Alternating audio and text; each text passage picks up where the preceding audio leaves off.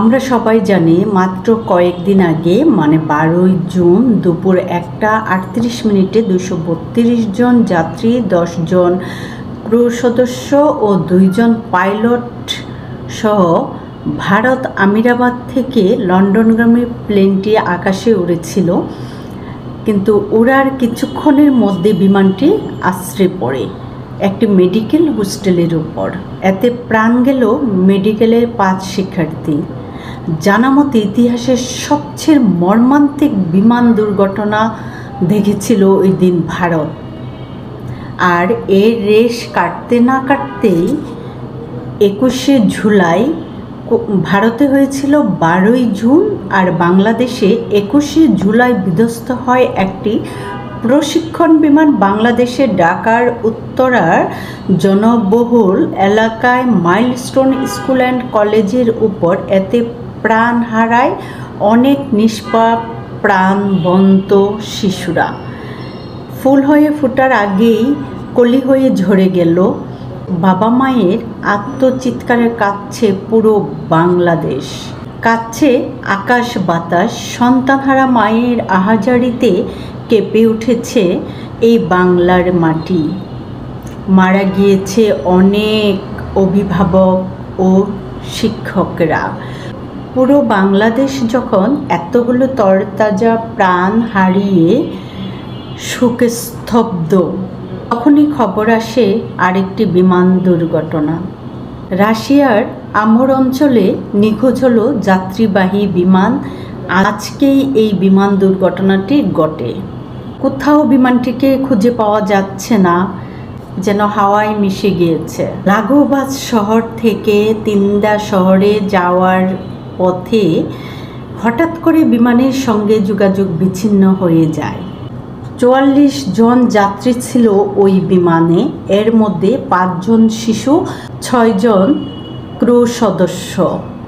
বিমানটি নিখোঁজ হওয়ার সময় তার গন্তব্যের মাত্র কয়েক কিলোমিটার দূরে ছিল, কিন্তু বিমানটি তখন অবস্থান করেছিল রাশিয়ার সবচেয়ে দুর্গম টাইগার বনাঞ্চলের উপরে, যেখানে দিনের পর দিন সূর্যের আলো পর্যন্ত পৌঁছায় না এবং কোনো সংকেত গেলে সেটা আর ফিরে আসে না। ঘনবন, পাহাড়ি রাস্তা, হিমেল ঝড়, এর মধ্যে উদ্ধার কাজ চলছে। জানি না যাত্রীদের মধ্যে আদৌ কেউ বেঁচে আছে কি না, কেউ বেঁচে ফিরবে কি না, যদিও এর সম্ভাবনা বিন্দু মাত্র নেই। সৃষ্টিকর্তার কি অসীম খেলা, একমাত্র আল্লাহ পাকই জানেন কেন একের পর এক এই বিমান দুর্ঘটনা। কিসের ইঙ্গিত দিচ্ছেন, কি বোঝাতে চাচ্ছেন আল্লাহ পাক আমাদেরকে? আল্লাহ তাআলা কি চাচ্ছেন বা কি ইশারা করছেন? আল্লাহ পাকের কাছে শুধু এই প্রার্থনাই করি, তুমি কারো মৃত্যু এইভাবে দিও না, কারণ আমরা আর নিতে পারছি না। আমরা জীবিত হয়েও আজ মৃত মনে হচ্ছে।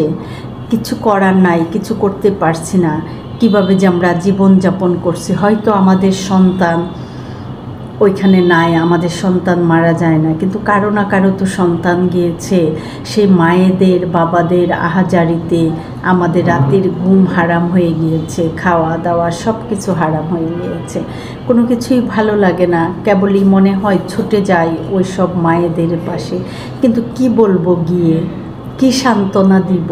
সান্ত্বনার ভাষা তো আসলে কিচ্ছুই নেই। সারাক্ষণ শুধু নিউজ খবর দেখছি। কেউ মায়েরা কি তাদের শেষ লাশটুকু পেয়েছে, সন্তানের শেষ দেখাটুকু কি দেখতে পেরেছে? শুধু এই খবরের জন্যে প্রত্যেকটা নিউজ দেখেই যাচ্ছি, কিন্তু কোনো নিউজ আর নতুন পাই না। নতুন যে নিউজগুলি আসে, একজন মারা গিয়েছে আজকেও। কি বলবো, বলার ভাষা হারিয়ে ফেলেছি। আগুনে দগ্ধ হয়ে পুড়ে ছাই হয়ে যাওয়া মা বাবার সামনে সন্তানের এই করুণ মৃত্যু সহ্য করা যে কত কষ্টের, যার গিয়েছে সে বুঝে, একমাত্র সেই বাবা মাই বুঝে। আমরা শুধু দূর থেকে আহা উহু করেই যাচ্ছি।